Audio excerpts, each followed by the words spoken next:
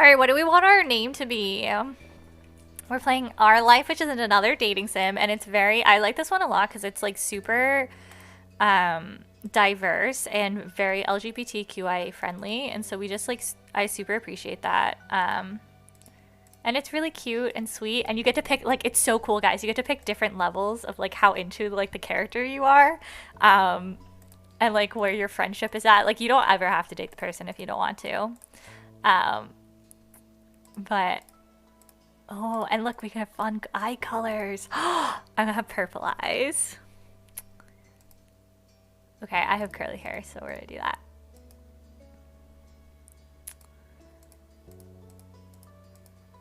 I think we're a child right now. And look, they have pronouns like they, she, he. Like, I love it. I love the like diversity and all the different stuff you get to do. I want pink hair. Let's just be full anime child. Full anime child. Let's go full anime child. We need one that like actually, yes. Yes. Tell me that is not an anime child. Let me see. The ponytail works. We need ones like with space buns though. Do you think they have like space buns, like a little anime girl? I could pretend I'm in Promised Neverland, although I should probably not do that because, you know, it's not a great look for children in that TV show. Wait, are we getting into space buns? No, we went past all the options. Oh! Found it. I found the space buns. Yes. We are anime child. I'm so excited. Okay. What should my name be? What are the voice names? I want someone's name that I actually know. That'd be hilarious. Arabella. Ooh, look at all the different names. Cookie. Should we name ourselves Cookie? Hi, Junior. How are you doing? Welcome. I have had quite a crazy stream tonight. We've played 3 different games so far just because my computer kept crashing. So now we're playing Our Life. And we're making ourselves right now. Hello, Lexi. Welcome back. We're playing a dating sim now. My stream is all over the place. Oh, hey, Dev. Look, there's a Devin. Should I name my person that?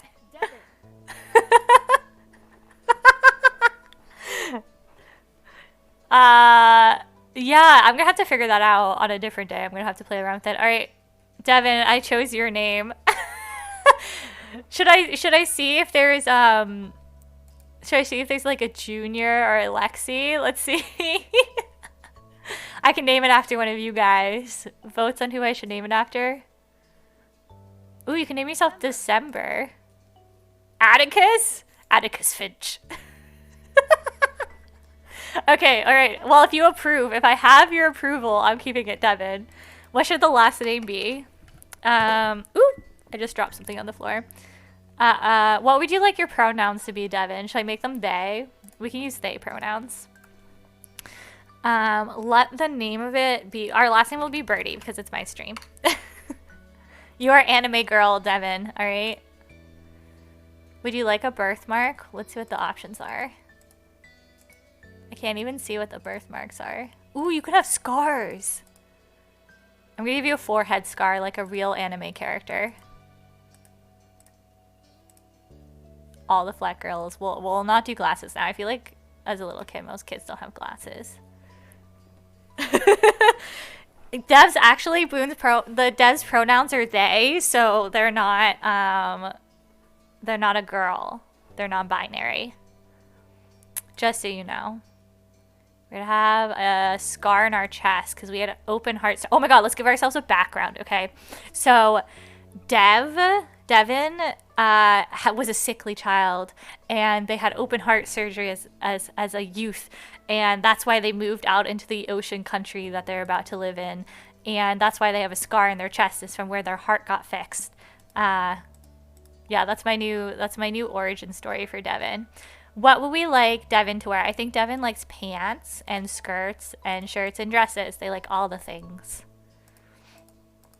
Also, the music in this is like very relaxing. We full anime girl Devin. Okay, I think we're done. They are cute. Good. We went full anime girl. All right. Should I try voices? This is going to be so bad. Summer in Sunset Bird was a special time of year. Your usually sleepy town began to bustle.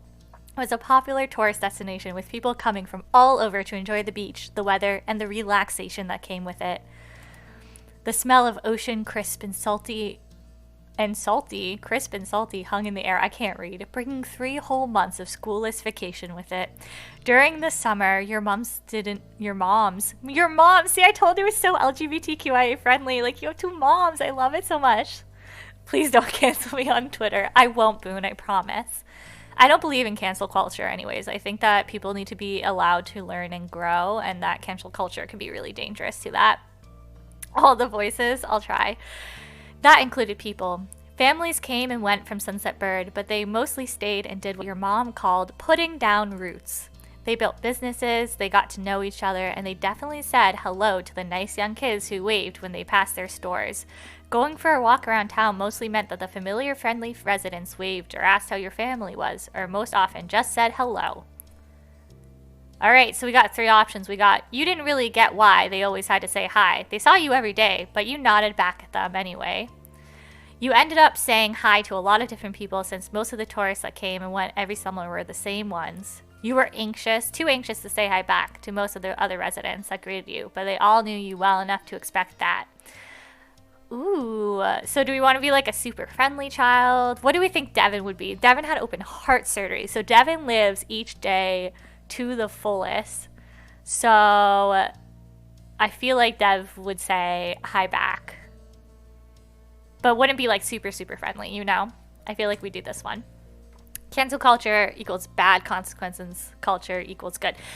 Yeah, I agree. I think there needs to be consequences for people's actions, but I don't think there needs to be like hatred or bullying, if that makes sense, to the person who like needs to be held accountable for their actions. Does that make sense? I hope that makes sense. And your mom's taught you to always be respectful. But today there was a man sitting on the curb outside your house. He was sitting with his head in his hands, his whole body slumped over, and you wondered if he was even a real person or a statue that had magically sprung up from the ground overnight. A magic statue? Whatever he was, he had never seen him before. One thing about knowing everyone in Sunset Bird was that people who didn't recognize really, really stood out.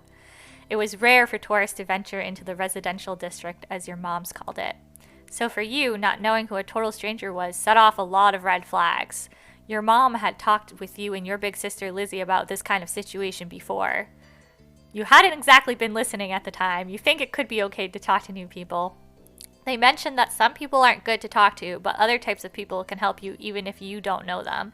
You remember that it's okay to run away if you feel uncomfortable. You don't have to worry about being polite then. I think our moms probably were true crime junkies, so our moms would be like, you don't have to be polite, F politeness. So I think that one is probably good, you know? You know? Oh, 100% you should always treat people with respect and understanding. Yeah, I feel like cancel culture gets too much into like further disrespecting, like someone does something bad and then it's like, let's continue to disrespect them. You weren't sure about this man yet. Oh no, my computer froze again. Are you kidding? Oop. Well, it skipped too far. Maybe I should put it on auto. You slowed down. There was a split second where your eyes met. That wasn't good. He was probably going to say something now that he'd seen you standing around here. Hey! You were right. His deep voice. Oh, it's deep. Hey! His deep voice called out to you, but you didn't say anything. Unfortunately, the man stood up and started to make his way toward you. Not wanting to seem too approachable, you folded your arms and stared. Still unsure about him, but willing to be friendly, you offered him a stranger smile. Your whole body was frozen in place as he approached.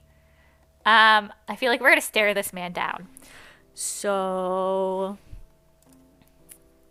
do you live around? How do I do his... Oh, man, wait, he's attractive.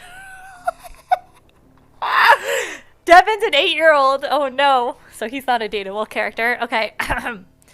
Do you live around here? What's your name? You looked at the man up and down, taking in his tan skin and relaxed appearance. At least his clothes were relaxed. The way he was acting wasn't. He had sharks on his shorts and a stingray tattoo, and you wondered if he was obsessed with the ocean or something. While you made your assessment, he looked at you expectantly, waiting for an answer to his question. Yeah, I live here. I live right there. My name is Devin. You continue to say nothing. Let's go with yeah, I live here. Yeah, I live here. What time is it for you, Birdie? For me, it's 12:15. It is 8:21 p.m. for me right now, so I am into the night time. I wish it was only 5:12. That sounds lovely. That's great. He looked happy to hear it, giving you a broad smile. Why is this man handing me $20? He reached into his pocket and pulled out a clean $20 bill. It crinkled in his hand as he held it up to you. Even more confused than before, you looked back at him. Well, could you do me a favor? Wait, how could I need to copy that voice actor. Well, could you do me a favor? Nothing bad. Sorry, I should have. Let me start over. He cleared his throat and stood up straighter. From where you were standing, it just made him look creepier. I have a son. His name is Cove, who's about your age. Cove. That seemed like a strange name for an actual living person to you. You chewed on the inside of your cheek. This guy was definitely obsessed with water. You thought that was pretty cool. I kind of like the name Cove. Should we go with I thought that was pretty cool? You've never met anyone with that name. We moved in across the street, see? He gestured toward the house that had been empty for a year, his watch catching the light afternoon sunlight and reflecting off the walls. The gigantic for sale sign was finally gone. You must be Devin Birdie, right? I should have named it. I should keep naming characters after people I know. After our community. I'll just keep doing that. I met your moms earlier, and they told me you were 8, just like him, so... He shook the $20 bill to bring it back to your attention, a hopeful smile tilting his lips at the corners. Can you try to be friends with the boy? Is he paying me to be friends with his child? Just give it a chance and you can keep this. He's a good kid. You'll like him. do you mind? Do you mind? But you've got to keep it a secret too, okay? It wouldn't be friendly to say his dad sent you. You eyed the man. You kind of felt sorry for Cove. Did other kids' parents really pay for their friendships? Had your moms done that for you and Lizzie? That thought made you frown. What do you say? Want to make a deal? I'm gonna not take the money. No, thank you. Sorry. He deflated enough to notice, but not completely. Midnight Mats. Yes, he is. Wait, did I miss a comment? From Midnight Mats about something?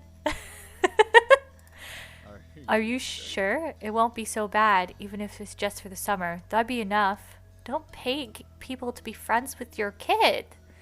That only made this sound more strange to you. Why does it lasting for the summer matter? When it was clear his initial strategy wasn't going to fly, he tucked the bill into a back pocket and changed the request. I get it. You don't have to. Would you be comfortable with he and I coming for a normal visit? No money involved. Yeah, that's fine. His smile got bigger again. His eyes crinkled at the sides. I'll bring him by tomorrow. I wanted him to meet and greet with the neighbors today, but... well, I don't know where he's gotten off to. He laughed when he said that, but with the way his face looked, you thought he actually wanted to cry. Oh my god. Cove's dad is such a sweetie pie, and he's so cute. After he was bribing you to be friends with his child. Yes, he is. Yes, I have just learned that. Have you played this game before, Mageborn? If you see him, can you tell him to come on home? He's got a pink cast and glasses. You can't miss it. Yeah, I can try. You nodded, not totally certain that you find Cove, but willing to look. The man smiled and reached out to pat you on the head, paused before doing so, then pulled his hand away instead. Your moms are already checking around. Oh, I keep forgetting to do the voice. Your moms are already checking around for me. Such a thoughtful group you are. Now I better go too. Can't put everyone else to work while I keep sitting here. I thought might come back and that's not what's important. I have to go. Not at all, never heard of it. Well, thanks for being here with me, Mageborn. Appreciate it. Thanks again, Devin, so much. It's so weird to me that we named the character Devin. He jogged off down the street without another word. You decide to check the hills behind your house. Step 1. First sight. Is this our love interest? Thanks for the follow, Lily May. The chirping of crickets in the tall grass greet you, quiet and familiar. From the top of the hill, you could see the ocean as you walked. You listened to the crash of the waves on the shore and the seagulls squawking as they settled down for the night. You always loved the ocean. It was so much fun. You love to hear stories about the sea, about the merfolks. Oh, that one, for sure. I used to pretend I was a mermaid as a little girl. I was so obsessed with the ocean. I used to go in pools, too, and pretend I was a mermaid. Sometimes you could almost convince yourself you had seen the flash of a shiny mermaid's tail in the distance. You took in a deep breath. You wanted to try and relax, and couldn't. You weren't sure what, but something told you that you weren't alone, so you glanced around. Is that Cove? Oh my gosh, thank you for the cheer! Oh, you're so awesome. Thank you, Lily May. That's okay, Junior. I've been having all kinds of computer problems today. You missed the first half of the stream where it was just craziness. There was a boy sitting at the top of one hill, almost completely hidden, with long grass and white flowers surrounding him. Yay! I'm so glad you love this game. I love the LGBTQIA representation in it, and Cove right now is such a cute little cutie. I know there's a couple of different ways that you can play it. How are you playing the romance? For whatever reason, probably just that he wasn't paying attention, he hadn't noticed you yet. You watched him a minute longer, feeling a little bit like you found a deer in the wild. Though deer didn't have wavy eyebrows, green hair, huge glasses, pink casts, sad frowns. Oh, Cove. I'm going to say wavy eyebrows, though. But this new boy did. You weren't sure what else in the world had eyebrows like that, if there was anything. After a few more seconds, you took a step forward, then another. And then he glanced your way. Hi, Cove. His aquamarine eyes reflected the light of the moon. You stopped raising a hand to acknowledge him and show you weren't scary. Hi. Hey, Space Cadet. Are you lost? I think I'm just going to go with that. Should I say, hey, Space Cadet? I kind of love that. It's kind of funny. Oh, you're playing multiple routes. Oh, yeah, I forgot there was an update. I forgot that you could romance more than one character. Had a couple of different options now. I get to beta test that unreleased bits. That's awesome. Oh my gosh, you should give me the tea on all of it. Because I know there's two, right? It's I don't want to spoil anything, but there's yeah, don't spoil anything. But I do know there's two characters. There's two boys, right? Are there any girls? I don't know about that. Bye, Junior. It was nice seeing you for a little bit. I'm gonna say, hey, Space Cadet.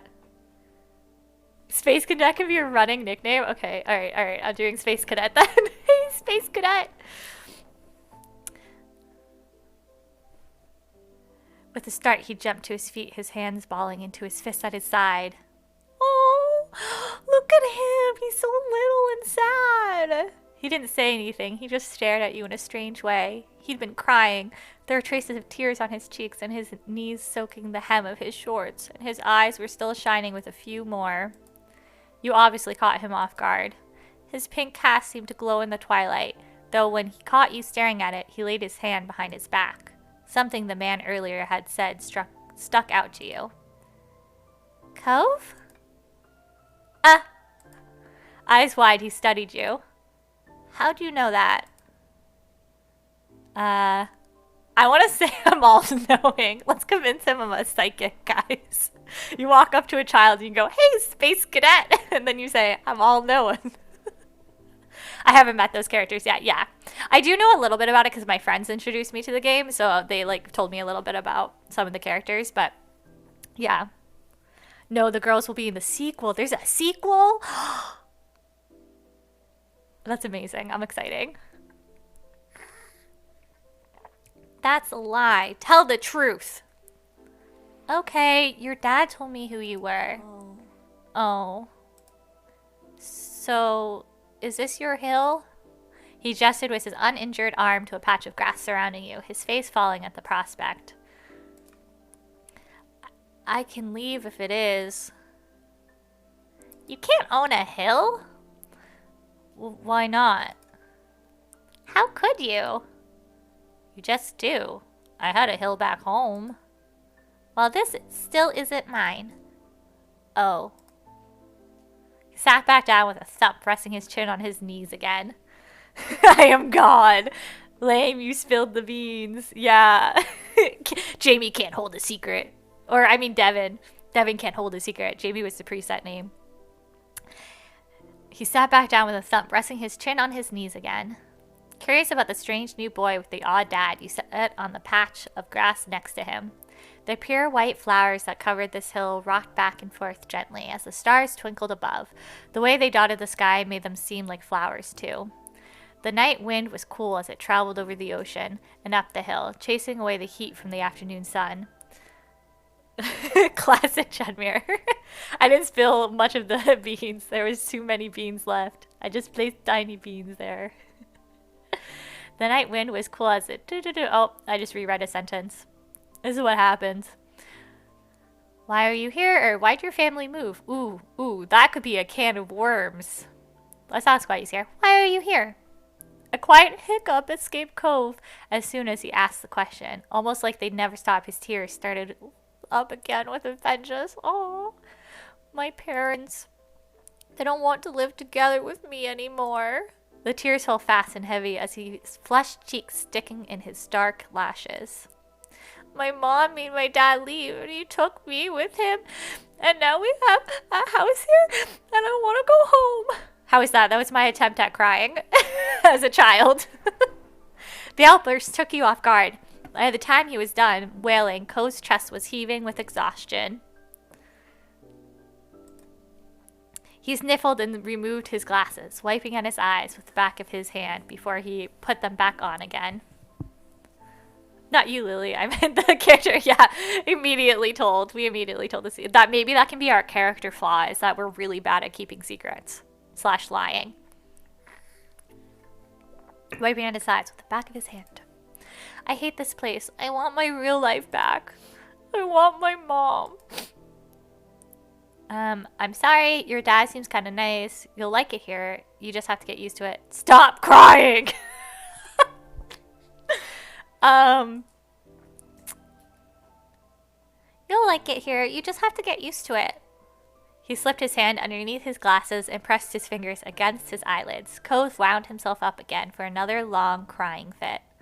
Sunset Bird, oh, this poor kid, was a nice place to live. I had a beach, playgrounds, a good school. At least you thought so. But from way off in the distance, you heard your parents.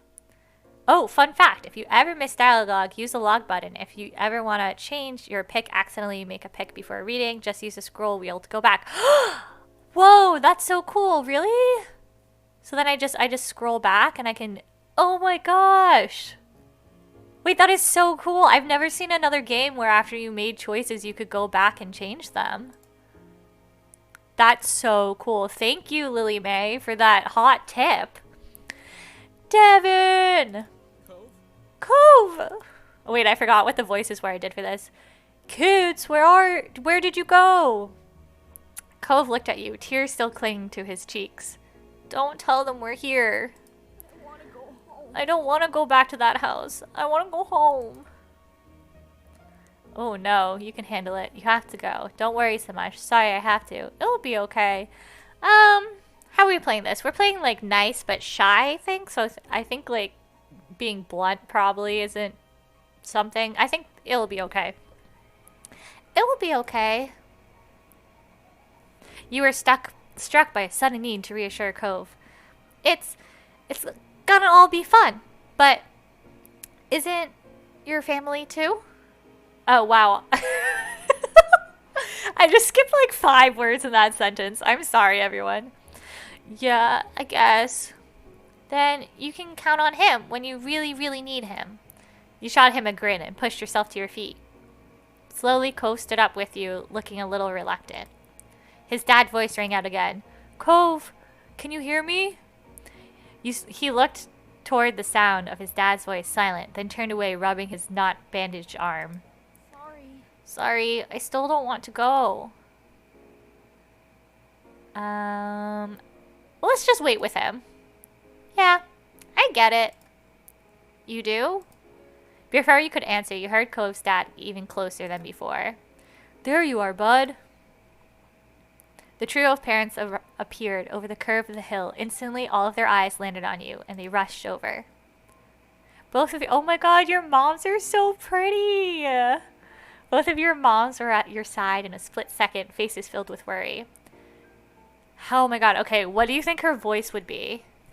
Devin, you're here after all.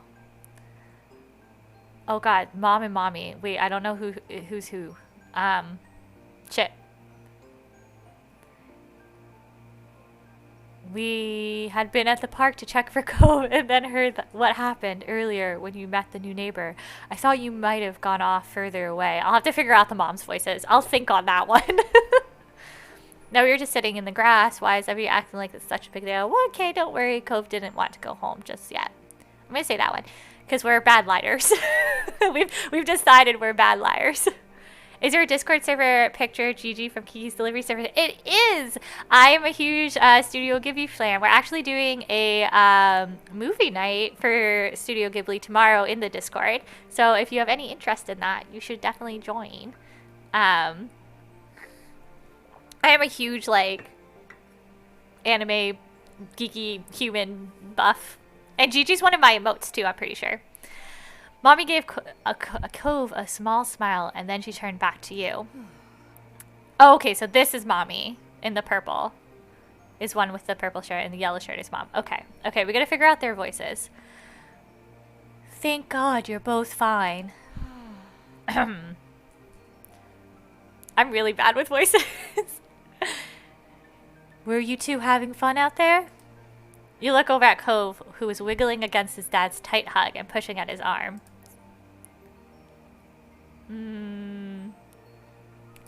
Yeah, I like him.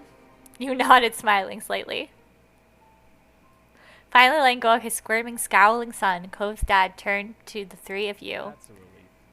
Thanks very much for finding him. I really don't know this neighborhood. Good thing Devin knows this whole area so well. Absolutely. We should be getting home now. It's been a long day for us all. Say goodbye, Cove. Bye.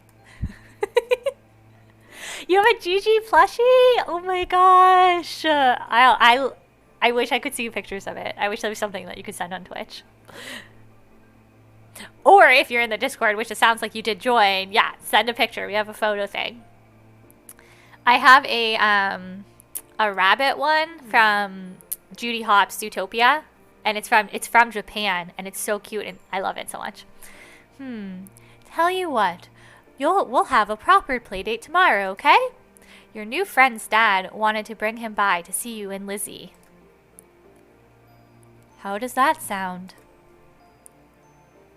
It sounds like words. We're gonna be sassy.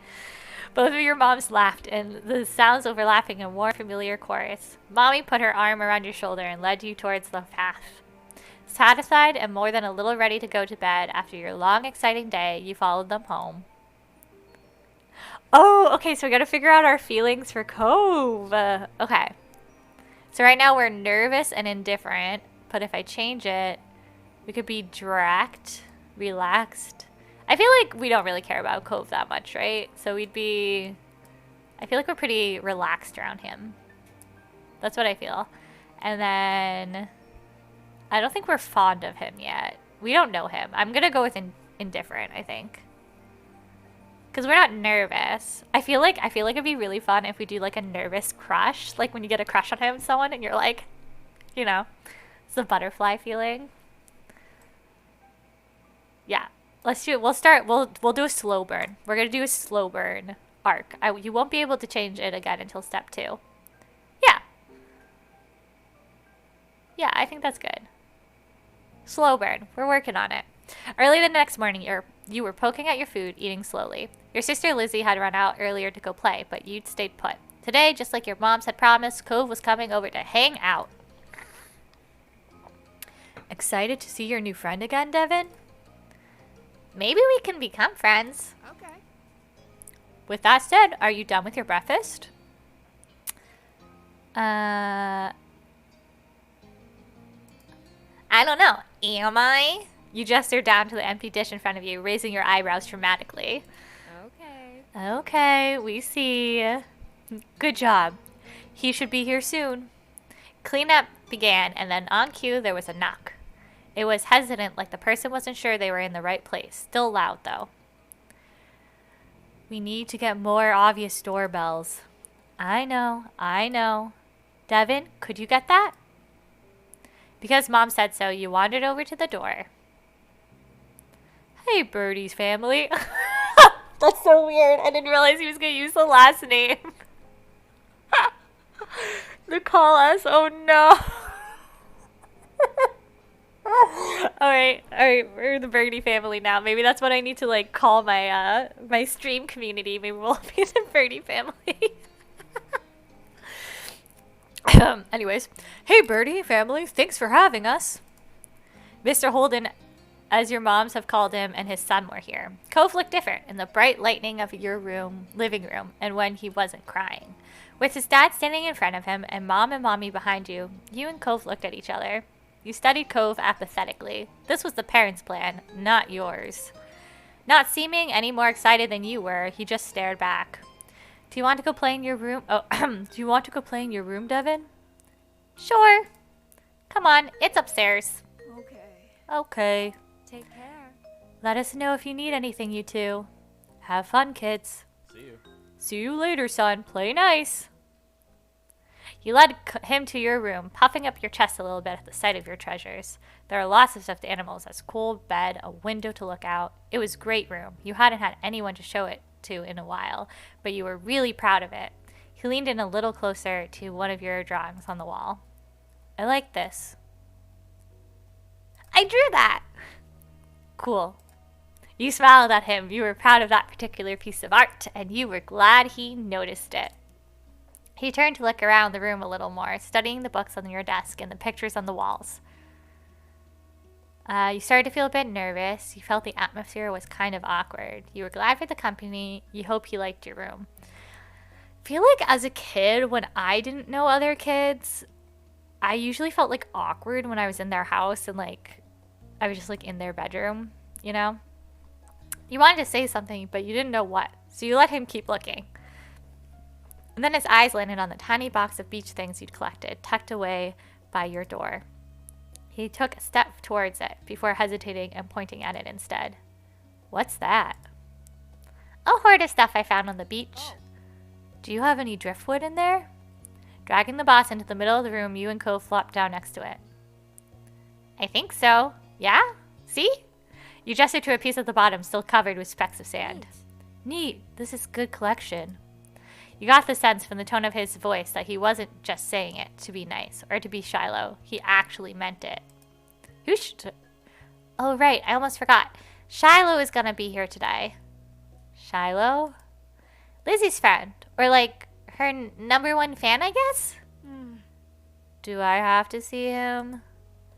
It should be okay. I mean, he's Lizzie's friend, not mine, but you know. Come on, check out my shells some more.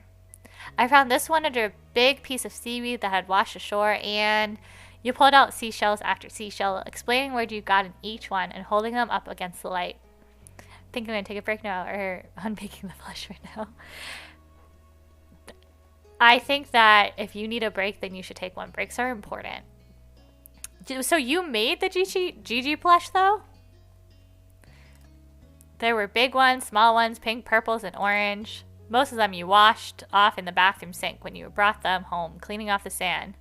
Shallows from the XOXO droplets, another game, by the way. Oh, no. Okay, I'll have to go look at it. Is it also on Steam? I'll have to go check that out. I'm gonna do the funny stories. Apparently fascinated either by the stories or the seashells, Cove listened with what looked like the full force of his attention. Like when you almost got pinched by a hermit crab while searching for shells, and after watching him scuttle back into the ocean, you found another empty shell that was almost a twin to his home. It was a new experience to be the center of such dedicated focus, even if it was only directed at the shells. Kids, come down to the living room. You could tell the idea was making him unhappy, but Mommy wasn't giving you much of a chance to hang around. Cove hadn't been like this meeting. Whoa, hadn't been like this meeting you. You guessed it was because he thinks you found each other by accident, not that a parent made it happen. Oh yeah. Oh shit, are we gonna tell Cove that his dad tried to bribe us? Oh no. I swear to see what happens. No, I'm making a Cove plush though. You're making a Cove plushie? That's amazing. Are you making him as like a little kid like he is now, or like one of the other ages? So the developer interlinks the games they make? Yes, they interlink the games, and yes, both are on Steam. That is so cool. Damn, okay, I'm definitely gonna have to go check it out then. Before you knew it, you'd both been escorted downstairs and deposited in the living room, ready for Shiloh's visit. The two of you sat side by side on the floor of your home's entry. I brought a box of shells. I want to keep looking at them. Okay, but be careful. I will. You weren't sure if you could trust someone else with your treasures yet, so you stayed next to him while he opened the lid and peered inside. Cove reached in and pulled out a big orange shell. Oh. He hadn't spoken aloud yet. He turned to you and held it up, in his eyes shining. I think this one is the best of them all. Of them. Reading is so hard.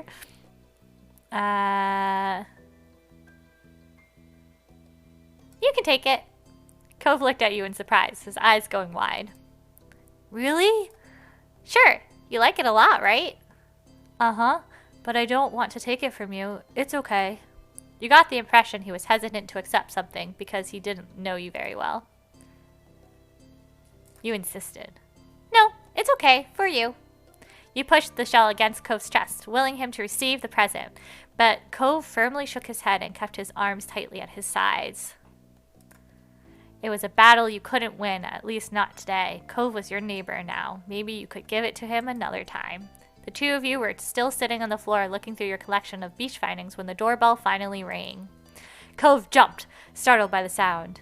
Since the person hadn't knocked, he figured it was probably Shiloh. He knew where to look for that. Lizzie's friend? You nodded, but that didn't seem to make Cove feel better.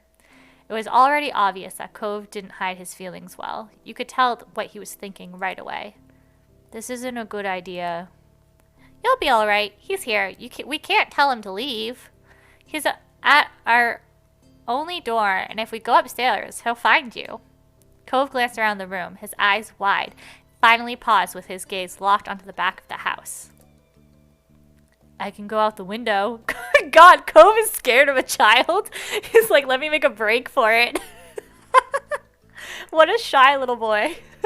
He was already walking towards it. Scrambling to think of something to say, you stepped forward, then paused.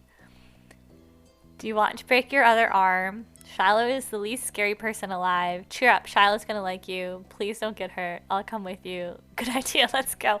We can't ditch Shiloh. That's so mean. I'm gonna say, do you want to break your other arm? Even I don't jump out any of the windows here, and this is my house. The distance from the first floor living room window wasn't far, but you could tell it made Cove nervous anyway. He trusts the cash on his arm. A child he's never met. Well, thanks for hanging out while you have, Lily May. It was nice having you give me the tea on all of the decision stuff. The wind clearly released from his sails. I don't want to break any more bones. I don't think anyone wants to. Yeah.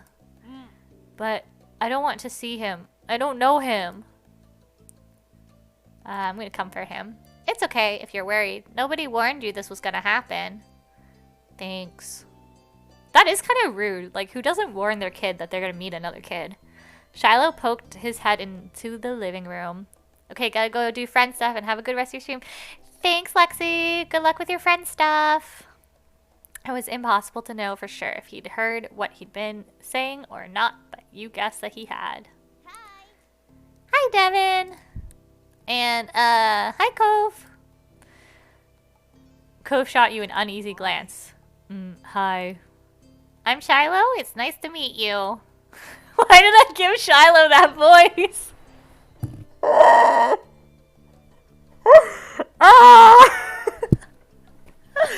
Son, help. Oh my god. Yeah. Oh my god, I don't even remember what that was. You have a lot of freckles. Right. I do. What are you guys doing? We're looking at shells. Can I do it too? Awesome. Can I do it too? I'm trying to mimic the voice actors a little bit, but I'm not very good at it. Go shrug, then look back at your box of beach findings. What about that one? The plan for the afternoon, at least as far as you were concerned, was to sit and look at the beach things some more. You weren't really in the mood to do much of anything else. Hey, check out this scallop shell I found. Cool, right? It's pretty color, kind of like my cast. The beautiful glittering pink did look a little bit like the wrap around his arm. Pink, wait, pink is a nice color. Okay. Oh? Is it your favorite? Not really. What is? Maybe green or blue. It might be yellow. Oh, those are cool. All cool. I guess. I guess. Why is this child so awkward?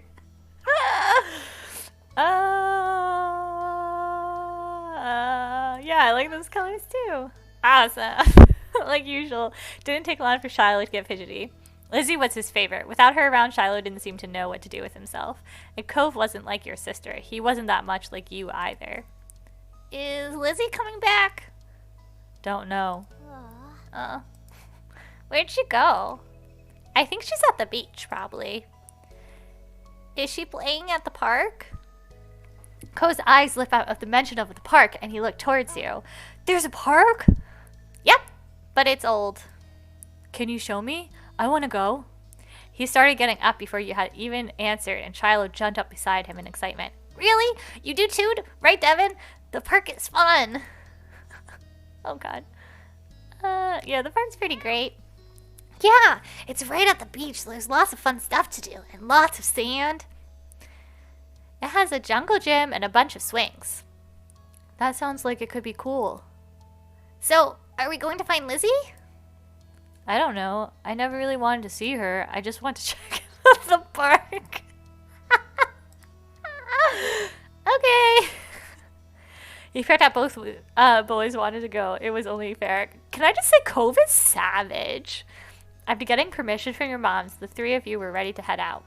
It was a short walk to the park. Lizzie had convinced your moms that it was so short she could always be allowed to walk by there by herself. When you found her, she was hanging on the jungle gym, swinging back and forth. Hey, Lizzie. Her face lit up when she saw you, her big brown eyes going wide. Devin! Shiloh! Hi. She dropped to the ground and landed with a soft thud in the sand. In a split second, Shiloh had abandoned you two and scrambled over to stand by her. You were used to being left out when it was just the three of you, but now Cove was here. You weren't sure if this was an improvement. Who's that? It's Cove. He's new. Hi. I remember. Hi, Cove. Welcome to my park. Nobody ever comes to play here, so this is where we get together. She gestured wildly with her arms, as if to present the area to the newcomer. Without interrupting Lizzie's speech, Cove whispered in your ear, quiet enough that others wouldn't overhear. I thought kids couldn't own places like parks. Or hills. Cove. You couldn't help but laugh a tiny bit. While Lizzie continued talking, you took the chance to kick off your shoes and wiggle your toes through the warm sand. Nice, huh? In this neighborhood, I'm the one who comes up with the ideas. You are? Uh-huh. Yeah, I am. Who else? Oop, I hit the button too fast. Lizzie's the oldest. By a lot. My mom said you're Devin's age. Yeah. Yeah? so I'm still the only one in this group with double digits. What about other kids? Other kids? There aren't any. We're the only kids here, and Shiloh's just visiting from another place. Not even tourists really bring their kids here. This is a land of ancients. Be careful that the oldies don't try to steal your youth. Oh. For a second, it looked like he might cry again, but something in his eyes shifted, and he looked back at Lizzie. What kind of old people? Like moms and dads or grandparents? Grandparents who don't have kids. They hate kids. Why? We haven't done anything. Only some of them don't like kids. You interject quickly, hoping Lizzie wouldn't take things too far. Cove sniffled, his forehead creasing with worry. Lizzie was staring Cove down, but Cove wasn't even looking at her anymore. He didn't seem to care that she was there. He went into his own head. Shiloh was the next one to speak, completely unaware of the situation. I'm at Lizzie and Devin in school. You'll see tons of kids there once the summer is over. I don't want to go to a new school. I don't want summer to end. Shiloh looked down to the dirt.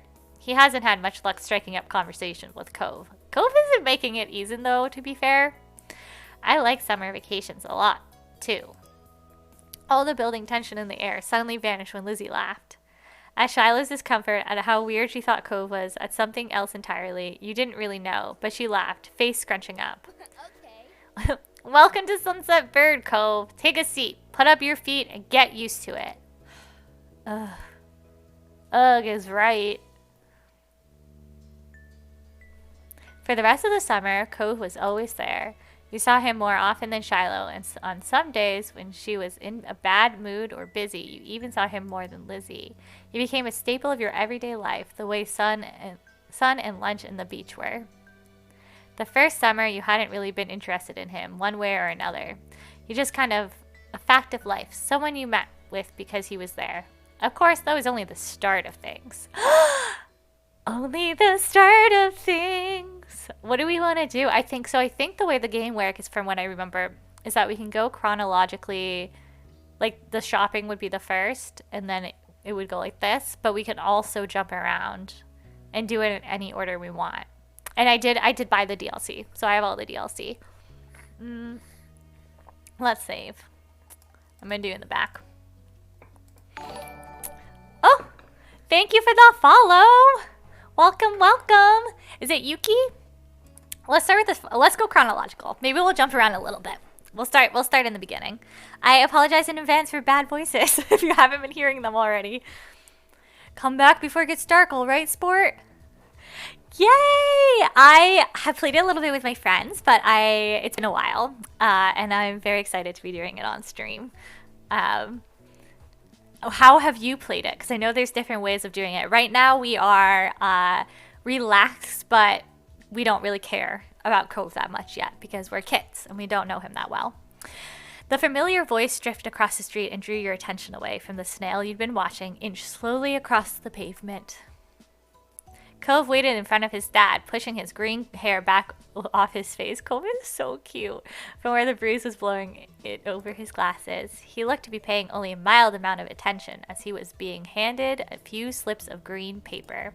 It reminded you of when you'd first met Holden, although he's probably not paying Cove to be friends with himself.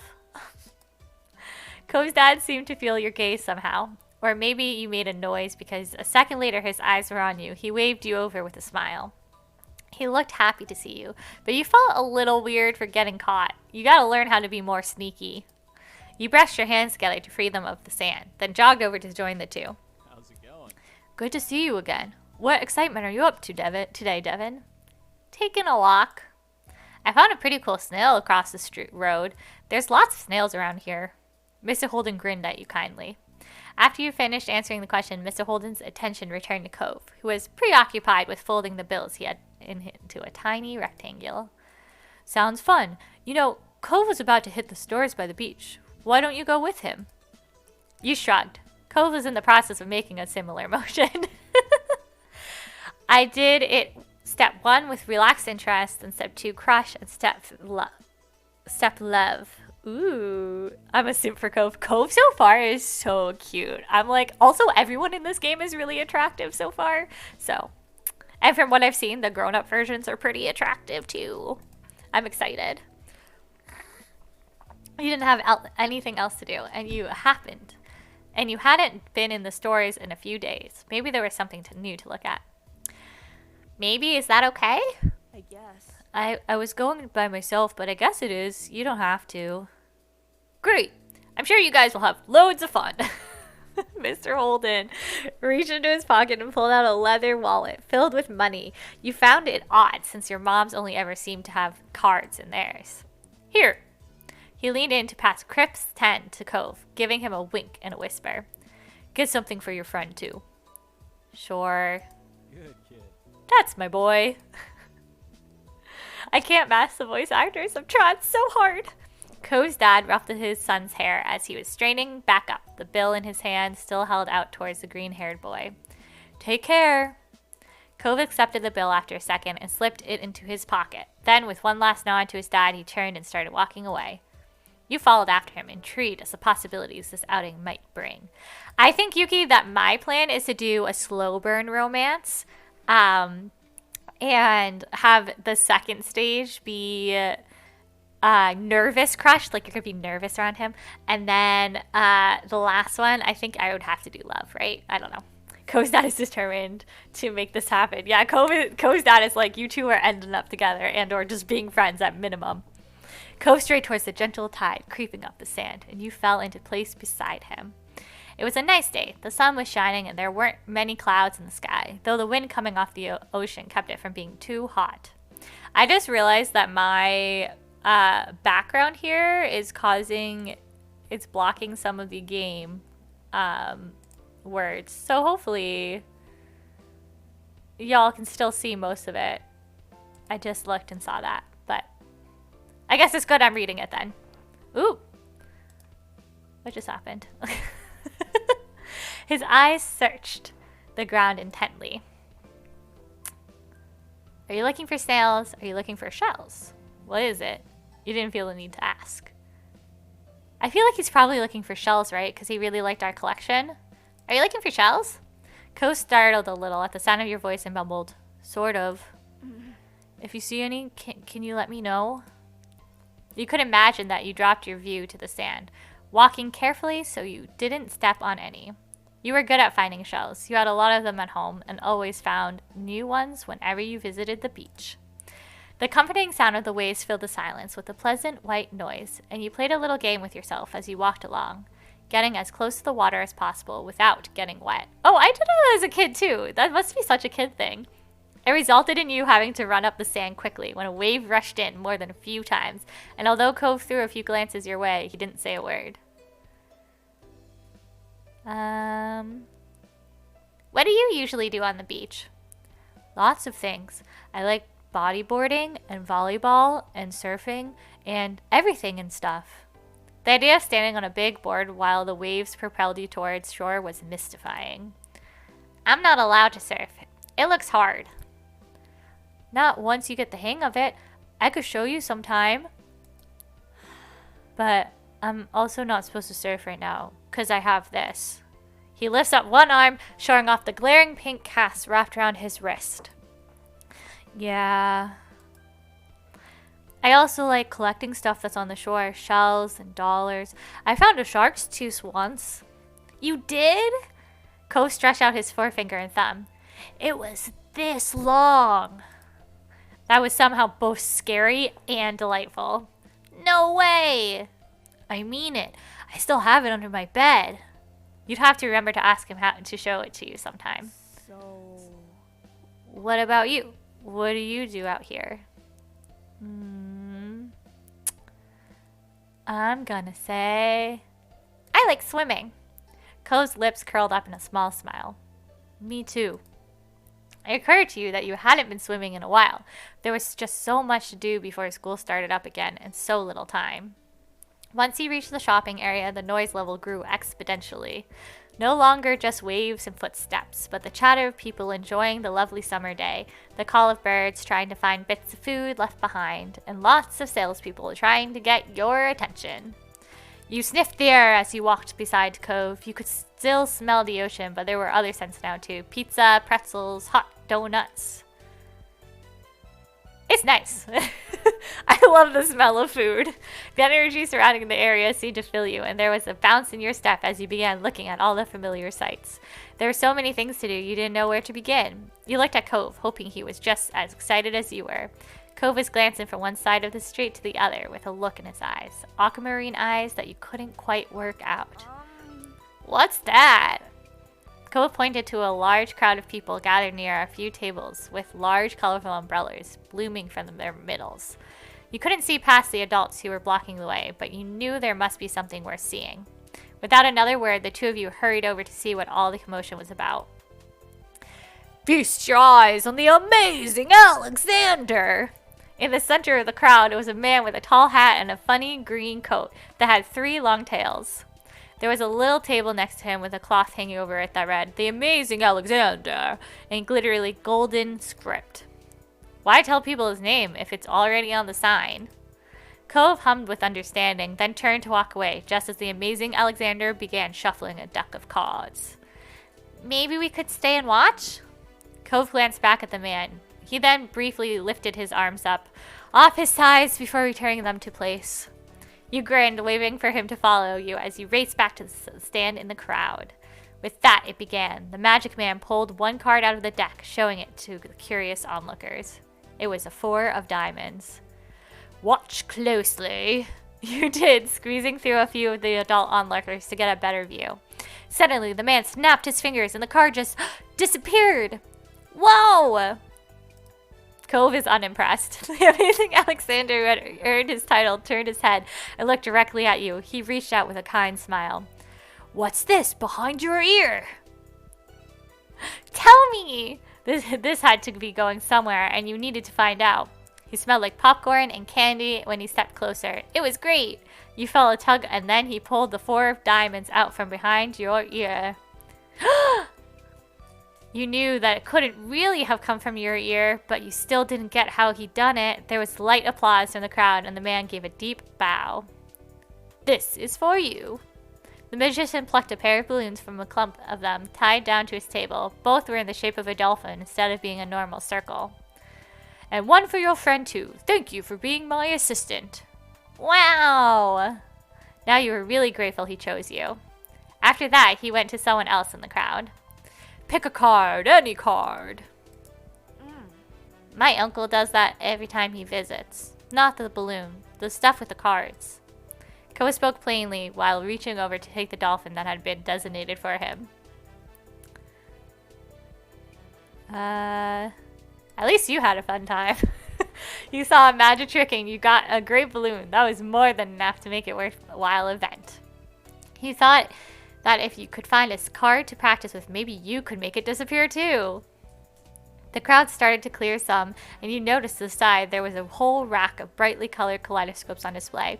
I don't know why but that just reminded me, I don't know if anyone's seen, read the 6 of Crows, but Kaz, one of the, main people, learns how to be a pickpocket from cards, and anyways, I just had a flashback to that. I want to pick up a magic 8-ball. Ooh, these are so cool. You shifted your balloon string to the other hand so you could hold it up in front of you. Then you thought of the question in your mind, shaking the ball and hearing some kind of liquid slosh around inside it. Once you had given it a good shake, you held it upright, waiting for the answer to appear. Concentrate and ask again. You wrinkled your nose and set the magic 8-ball back on the rack. It wasn't the answer you were hoping for. You followed Cove around to the other side of the stall. He went under the awning, careful of his own floating dolphin, and you joined him. Did you have places like this in your old town? Cove blinked at you for a moment. You ever just think about what it looks like when people do when you read things like that? Because I'm if I saw someone just blinking at me, I don't know what I'd do. Not really. You nodded in understanding, looking over at the stalls nearby. Oh, those are cute. Cove looked at the sand pails. You were drawn to the table with colorful keychains laid out on it. They were sewn in the shape of sea creatures, and there was a plaque that read, "Handmade," standing proudly in front. There were lots of different types. You saw a dolphin, a shark, a crab, a turtle. Ooh, what do I want?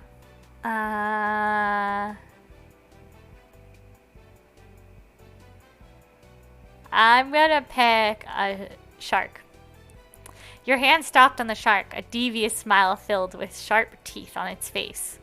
You weren't supposed to go near sharks in real life, but there was something about this shark you liked, and the fabric on its back was soft when you picked it up. You were instantly enamored. Checking the price, though, your heart fell. $6. You didn't know much about money, but you thought that it was a lot to spend on one thing. You rarely had more than a $5 bill to your name. Is that what you want? Huh? Oh. It's $6. I didn't bring any money. Alright. It's fine. Is Cove buying this for me? What a sweet little boy. Oh. Really? Really? Cove took the keychain from your hands, and that was that. He was holding a small yellow bucket for himself, too. My dad told me to. Oh yeah, his dad did say that. You smiled, pleased to have things work out. I picked the shark too. So I picked the shark because Cove said that he had a shark's tooth, and so I was like, Cove, I'm on the same wavelength of you. I'll get the shark, right? I feel like that. Is that why you picked the shark as well? It was nice of Cove's dad to let Cove buy something for you too. You had to remember to thank him next time you saw him. After Cove paid, the two of you stopped out of the store, side by side, your balloon dolphins knocking together and spiraling around in the air. You watched Cove hold up his new pail to his face, examining it thoroughly.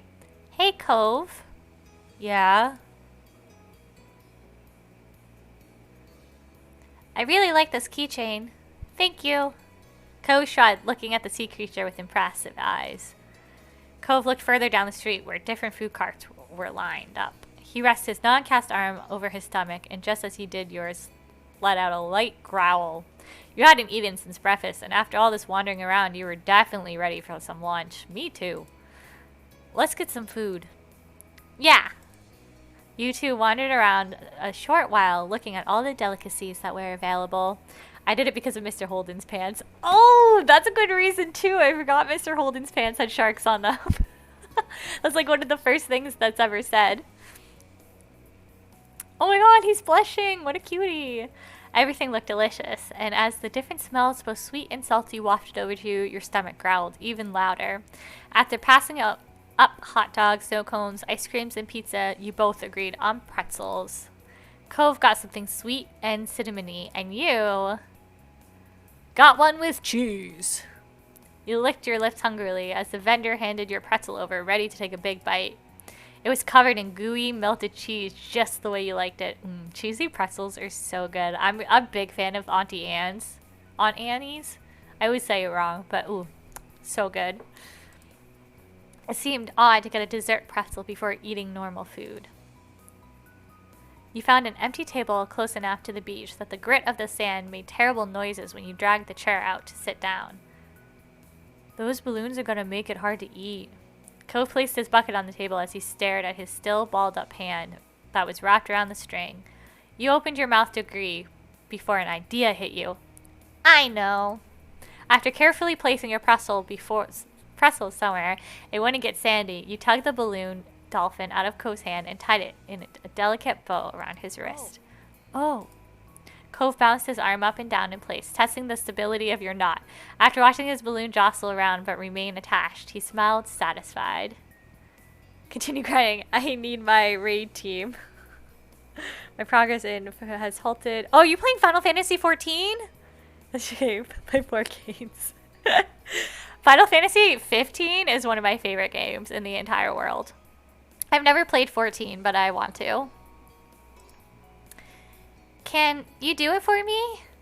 He repeated the ritual. Cove struggled somewhat with the cast, restricting his fingers on one hand and a string already tangled around the other. Okay. Got it! The two of you spent a moment admiring your handiwork, both now free to allow easy munching on your pretzels. You bit into the doughy treat, savoring the taste on your tongue with a smile as you looked over the ocean. After a time you finished your pretzel, you were done before Cove. It was boring not having anything to do. You pulled on the string of your balloon to bring it down to your level. Then you held the dolphin in your hands, manipulating it to make it look like it was jumping in the air. Oh my god, what a cute little child. If you turned to face towards the beach, it almost looked like it was swimming in the waves, like a real dolphin. A laugh came from your side. Cove is so cute. Oh my god.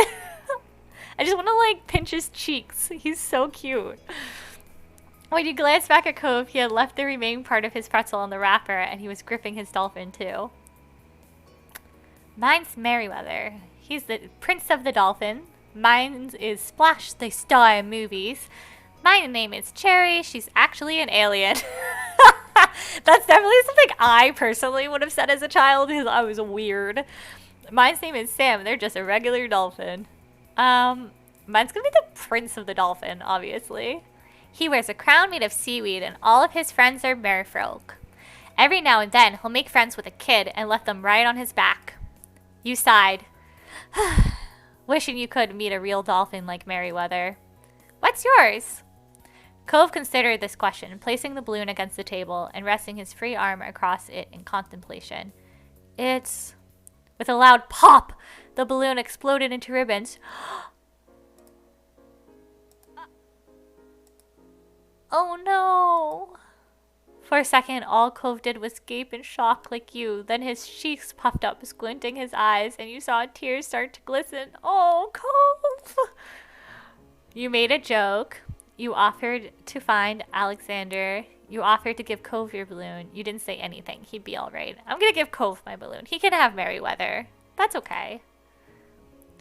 You could have my balloon instead if you want it. Cove looked over at you, frowning. I don't want yours. Oh. You felt bad for Cove, but were secretly glad. You really liked the little dolphin and weren't too eager to give it up. Cove spent the rest of the outing sniffling and didn't say much else. Oh, man! The passing of Cove's balloon was the last major event of your adventure. In the end, the two of you headed back late that afternoon. You separated on the beach, and while Cove went straight home with his brand new sand pail in hand, you decided to sit for a while. You watched the waves and the sunset, fiddling with your new keychain. Another summer day was drawing to a close. It had been nice for the most part. Hopefully there wouldn't be any tears next time. Oh man, we made Cove cry!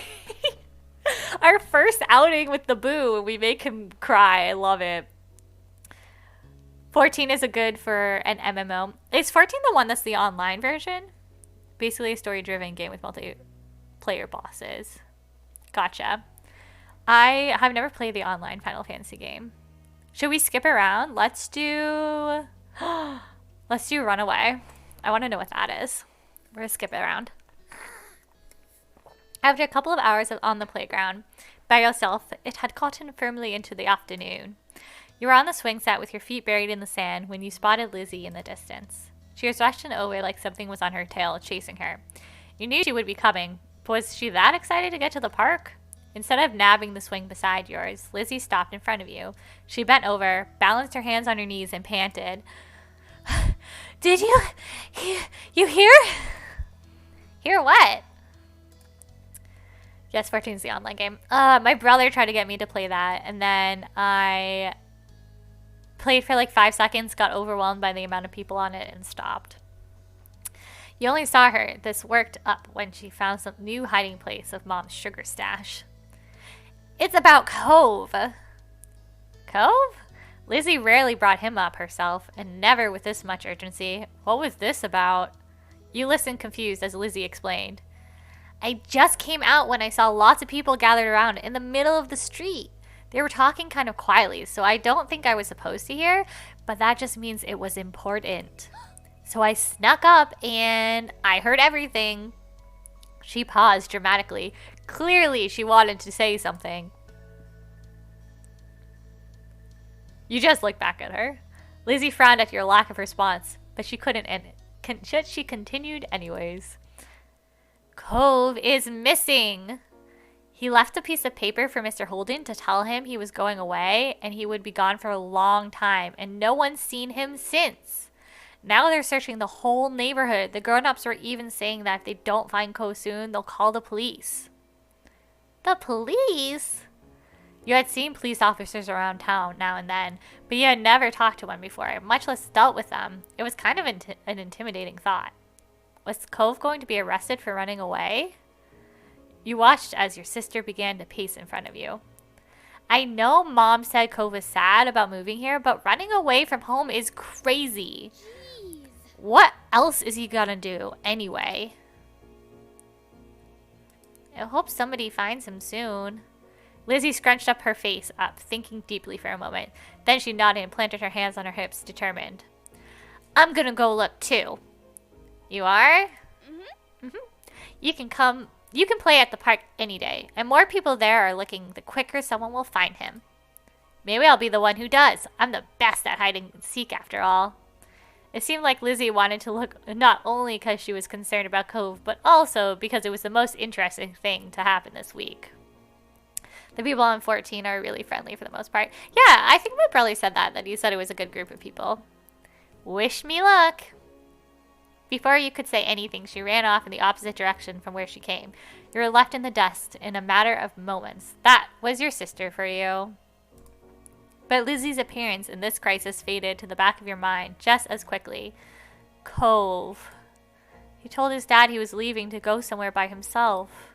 It was surprising news at first, but that sounded like something he'd do when you considered it again.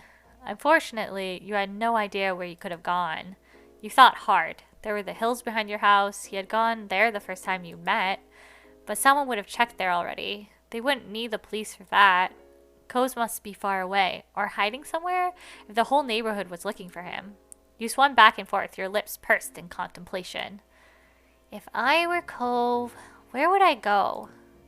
Lizzie had said Cove was crazy for running away from home, but he never considered Sunset Bird his home, did he? His real home was somewhere else. There was only one place that came to mind that might be important enough for Cove to go off like this. It was a good idea, except how was he going to get there? Could he take a bus? Was he going to walk the whole way? You didn't know what direction he needed to take. But wait, there was only one way he could go. Going down the street just led to the beach, so that couldn't be right. Going to either side would mean he'd get stuck by buildings and fences and big slopes like the one behind your house. That left going up the street. You knew that road. It led into the main part of town and kept going all the way to the city limits. Cove didn't know the area well. You didn't think he'd want to go off that road onto some random other street, which meant if someone followed the path, they might find him somewhere along it. The grown-ups seemed to all be looking in the neighborhood, so you had to tell them where to search. You had to go find Cove yourself. Oh, okay. What would we do? Our server group has a group of Lawfuls short race that do march every Friday for LGBTQ awareness that I jump in on sometimes. That's really cool. I love that. I know, like, as an adult, like me personally, obviously we should tell them where to go search. But I feel as a kid, figuring out where your friend is, like, I would probably just go look for him. Hopefully I don't get us all in trouble. You shouldn't tell anyone yet, just in case you were wrong. You could go check it out yourself. You rushed to where you had abandoned your flip-flops and slipped them back on. They slapped against the sand as you left the playground. You went right up along the main street, keeping an eye out for Cove. No one else had the same idea as you, it seemed, because you were completely alone there. You passed through your whole neighborhood and then the next one over, and the next. You put one foot in front of the other, focusing on your surrounding as you did. Cove had a head start, so you didn't know how far he could have gotten. You couldn't get distracted. You kept walking. You even called out for Cove a few times, but you didn't see that familiar mop of green hair anywhere. Oh, I'm gonna get in trouble. After a while, the sun began to dip out of the sky. It would be dark soon, and there was still no sign of your neighbor. You weren't even in the residential district by this point. You had reached the central part of town. The area was at once strange and familiar. You'd been here before, of course, but never without your moms close by. They would drive you. You were growing disheartened. There was the possibility that he was farther ahead, but there were countless other places to potentially check, too. Cove? You shouted his name a few times, as you had done periodically this entire time, that there was nothing. Maybe he's not going this way. Was he somewhere else? Had someone found him already? Turn back or keep going forward? Commit! We're committing! We're committing! We're gonna commit! We're committing. I'm gonna like cause everyone in town to get super worried about us, aren't I? You were able to make it this far. You had to continue the search. With that in mind, you pushed yourself to walk a little faster. People said this was a really tiny town, but to you it felt absolutely gigantic. Eventually, the business part of town ended too. There was no sidewalk anymore, only a long, expansive road. You walked on the grass instead. Onward was the only option. Your journey stubbornly continued. Your feet hurt, you were tired, you were on your own, but somehow you reached the very edge of Sunset Bird. That's what the sign told you. You had lived in Sunset Bird forever, and it was a very rare occasion that you'd see this sign. Most everything in your life happened inside the city limits. Yeah, forward charge! That's pretty much what we just did. The endless road ahead seemed very scary in a way. It paralyzed you. It finally put an end to your forward momentum. You scanned your surroundings instead of dwelling on that. You deeply hope he hadn't gone past that sign either. Cove, are you here? The previous times you'd called his name, there had been no answer. You couldn't be surprised that one didn't come this time either until... Devin? We found him, y'all! Take that, Lizzie. I'm the better hide-and-seeker. I figured out where Cove was. A dark blob just behind one of the exit signs' legs shifted. You squinted as it continued to move. The more you stared, the more your eyes adjusted, and the more that dark blob resembled a person. Then you realized just who it was. It was Cove. He was here. You've actually found him. He hesitantly got up from where he'd been sitting, as if to make sure he had actually heard something. Then he caught sight of you, his eyes wide behind his glasses. There you are. Are you crazy? I'm so happy you're here. I've been looking everywhere for you. I knew you'd be here. You're just stunned. And I'm going to say, I've been looking everywhere for you. That face, though. Cove finally blinked as you ran up to him, your feet still aching. How did you find me? Lizzie told me you wrote in your letter that you were leaving. You've always wanted to go back home, so I thought you must have come this way. Oh. And that was all he said after all of this. Maybe he didn't realize how seriously the adults were taking it. What are you going to do now? Are you okay? We should head back now. He shook his head. It's so fast that his hair swished wildly. Not going back. Everyone's looking for you. That caught his attention. He frowned at you. Really? They are? Yeah, the whole neighborhood. Lizzie told me they might even call the police. You might even get arrested. Oh my god, don't say that. They're not going to arrest the kid. What? Why? I don't know. Because you tried to run away, probably? I'm not going to be arrested. Although Cove said that, he looked a little worried over the news. Come on, Cove. Let's go home. No. He spoke crossly. You were thirsty and exhausted, and you weren't sure you could keep going back and forth about this. Oh my god, you're stupid. I don't understand why we can't go back. How come? Why not? Why can't we just go? I don't understand why we can't go back. Your question caused him to waver, but not budge. At first, Cove was quiet. He started to think he wouldn't say anything. Then he spoke. My mom called today to check up on me and stuff. She asked what Sunset Bird was like and how I was doing. It was okay. But then I asked if she'll come here. Mom said she couldn't. I can't go back either. Not right now. She has to move to somewhere else first. Cove glared at the ground. His voice cracked as he continued. It's not fair. Why can't I even see her anymore? Oh, the poor baby. He's going through such a hard time. He used his uncasted arm to rub both of his eyes. I'm gonna go by myself. I don't need anyone to take me. How are you gonna get to your mom's place? That's such a bad idea. This was all just too much and you started to cry. Do you know the direction to your old house? You're being selfish. I'm That's such a bad idea. You're never going to be able to go to where she is all by yourself. Cove glared back, refusing to accept that reality. Then he shook his head like he was trying to clear it. When he spoke some more, it was mostly to himself. If I don't go see Mom, then she's... Fresh tears glistened in Cove's red-rimmed eyes. He stubbornly tried to blink them away, but they slipped down his cheeks. What is it? Mom doesn't call that much, and I don't see her in so long. Cove hiccuped, wiping his face. Oh man, he misses his mom! The back of his arm, his glasses got shoved up awkwardly as a result. If I don't go, she'll be gone. She'll forget about me. This poor child. Oh my god, I want to give him a hug. I just want to like reach through the computer and give this poor child a hug. So badly. She wouldn't do that. How do you know? She's your mom. She loves you. Your mom's always said that, so it must be true for Cove's mom too. Cove sniffled. He seemed conflicted. I'm not sure if that's right. You were at a standstill. Can't stay here forever, and we can't go out there. We gotta go back. Then we'll stay out here. I'm not going back. Everything will be okay. I'm gonna say that one. Cove's brow furrowed, a scowl appearing on his lips. He turned away from you. He stared at his back. You couldn't just stop. Please, Cove.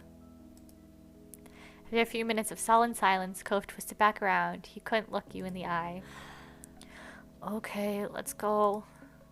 He must have known deep down that he couldn't go further than this, even if he wasn't happy about it. And that was that. Together, you walked away from the exit sign. Your feet hurt a lot by this point, and you were so tired, but you convinced him you were bringing Cove home, and that's what mattered. On the long walk back, it was only thanks to the occasional street lamp and faint moonlight that you could see in the dark night. You wondered if everyone was still looking for Cove, and you too probably. Do you think they called the police after all? No, probably not. He didn't sound confident, though. You still hoped he was right. You didn't want to go to jail. You weren't sure how much time passed. All you knew was that one moment you were fighting and the drooping of your eyelids while the shuffling near Cove on the sidewalk. The next, you were snapped back to attention by the blaring beep of a horn. Cove froze. You whipped around to see a car approaching you. It was difficult to make out who it was. The headlights were so blinding. Instead of continuing down the road, the car slowed near where you sat. The window rolled down, revealing the face behind the wheel. It was very familiar. Mom! She shouted back, and not just because there was some distance between you and her. Oh, she's mad. Oh, shit. Where have you kids been? I've been looking everywhere for you. I was trying to help Cove. She stopped looking at you, instead staring hard straight ahead. Both her hands were gripping the wheel. Guilt ate you up from the inside. Get in. Let's just get you two home. That, at least, made her showing up worth it. Your feet were aching like crazy from all the walking you'd done today. You yanked open the side door, slipped into the back seat, then clambered over so Cove had enough room to climb into. He followed in wordlessly, tucking his backpack near his feet. Your mom looked at you and Cove from the rearview mirror. The two of you had us extremely worried. That wasn't a good thing to do. Not at all. Shamefaced, you both nodded as one. Sorry, Mrs. Birdie. Her last name is gonna kill me. Sorry, Mom. She softened immediately. Not enough to actually let it go, though. You'll have to apologize to everyone else, too. With that, Mom started the car up again, and you were off. For the rest of the car ride, no one said anything. You thought all of you were pretty tired. In fact, whoa. I'm clearly pretty tired. You must have dozed off at some point because you woke up to the sound of the engine stopping. You yawned and got out of the car. Cove came out after putting his backpack on again. Mom locked the car door and motioned you two towards the house. She opened the front door and let you go in first. Mommy appeared quickly. She must have been waiting nearby. There was a phone in her hand. It worried you, thinking about who she might have been talking to. The tight line of her shoulders relaxed when she saw you and Cove. Oh, thank goodness you found both of them. Yes, I did. They were walking down the main street together.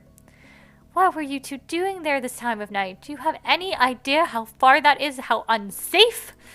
You peeked at Cove. He still looked exhausted. His cheeks were puffy, and there were dry tears stuck to his cheeks. I wanted to see my mom. Devin came to get me. Your mom shared a look. You weren't sure what it meant, but they always did that. You wondered if they could read each other's minds. Since they were communicating telepathically, you stole a glance around the house. Lizzie wasn't anywhere in sight. Meh, you saved your friend. Yeah, I did save my friend. I'm sure if I told the adults, though, that would have worked too, but they should be proud of me, in my opinion. Could she be outside somewhere searching for Cove still? Where's Lizzie? Your sister's in her room, fast asleep, the same way you should have been. She came back earlier. She had been out looking for Cove after accidentally finding out he was missing. She tried to pretend otherwise, but she was worried. Said she checked all the hiding places she could think of, but she couldn't find Cove. You and Cove exchanged remorseful glances at that. Mommy noticed the discomfort. Okay. You two must be sleepy. You can sit down wherever you like. Mommy smiled warmly and motioned to the living room. Cove looked up at her, then lumbered over. You followed close behind. The living room wasn't far, or it's separated by a wall, so you heard your moms talking softly. He wanted to see his mother. Poor thing. That explains it, at least. Still, I'm not sure it excuses it. It was so dangerous to go off into town like that. He's having a hard time right now. You can't expect a child to handle it maturely. True. It can't be helped. That's enough of that. Oh, which mom are we on? Ugh. We should tell Cliff and the others that he's here before the panic gets out of hand. There could be riots. All right.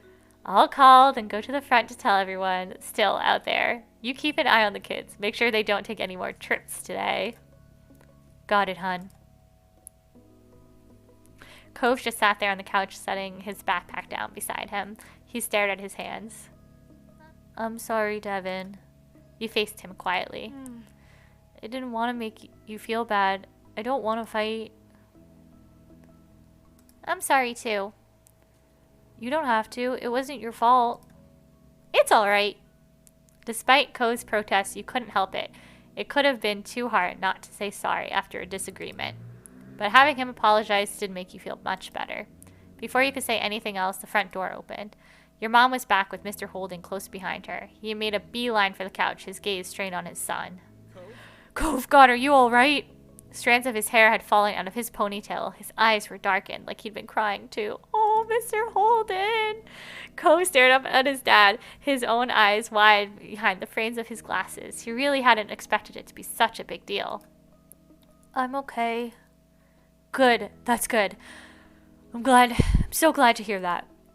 He clasped a hand on his son's shoulder, attempting a smile, but the corners of his lips twitched and spasmed as if they wanted to wilt into a frown instead. This poor family is going through it. Oh my god. Do you think they're divorced? I think they're probably divorced, right? And that's why. Cove seemed to have that effect on him. Mr. Holden turned to you, still smiling weakly. I'm so happy you're all right too, Devin.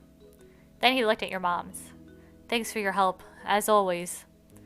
He laughed pitifully. I'm sorry. I'm very sorry for ruining your afternoon with us. I can't apologize enough. My power went out. That was when we were having a whole bunch of tech issues.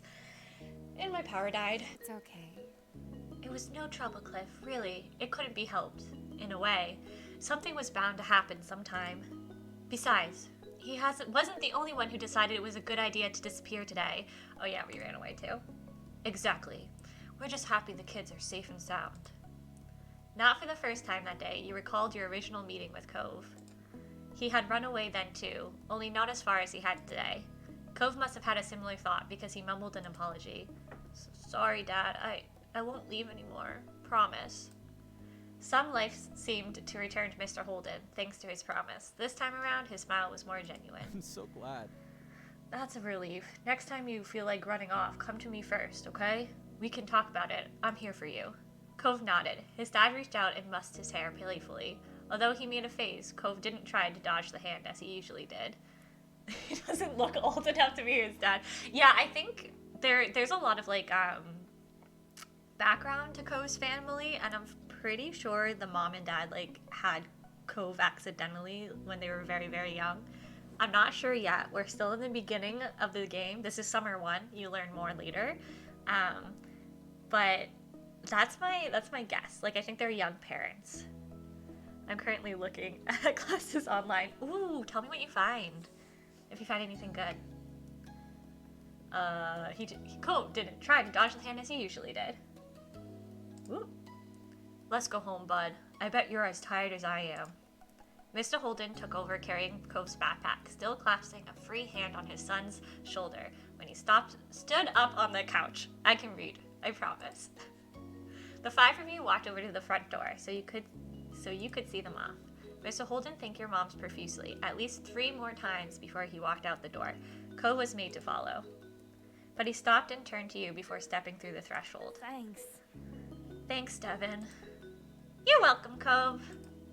A tiny smile filtered across his lips, there and then gone. Hello And with there. that, Cove left. Hello there! How are you? Mommy closed the door behind them. You were practically dead on your feet at that point. Your fatigue must have been obvious because your mom sent you right to bed with no more discussion on what happened that day. I'm doing good, Kit Dragon. How are you today? Are you having a nice, relaxed Sunday? It's very dreary here. Once your head hit the pillow, your eyes slipped closed on their own. Your eyelids were so heavy you couldn't open them again until the next morning. You woke up much more at ease than you had felt when you were last conscious. It was almost like it was all a dream. But it definitely wasn't. Your mom's face when you saw them assured that. Ooh, I hope you like your emote, Marissa. Appa's one of my faves. Thank you for the cheers. After breakfast, you were sat down and your family went over yesterday's events in full. They were none too pleased that you went out to find Cove on your own. Thank you, thank you, thank you.